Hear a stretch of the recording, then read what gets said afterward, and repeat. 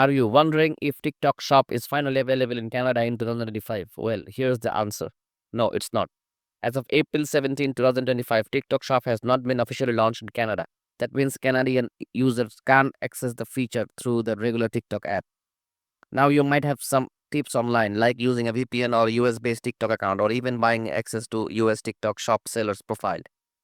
While this might give you limited access, they are not officially supported by TikTok. That means they can be unstable, unreliable, and potentially risky. But there's more. Starting May 2025, Canada is introducing a 30% import fee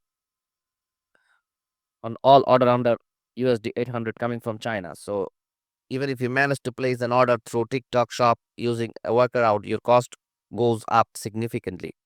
And it's not the shopping side of TikTok's that limited. The TikTok Creators Rewards program, which pays creator based on their video performance, is also not available in Canada right now. So whether you are a shopper or a creator, TikTok Shop is not practical option in Canada just yet. Will it change in the future? Maybe. But for now, Canadian users will have to wait and watch. Thanks for tuning in. And don't forget to like and subscribe for more tech updates.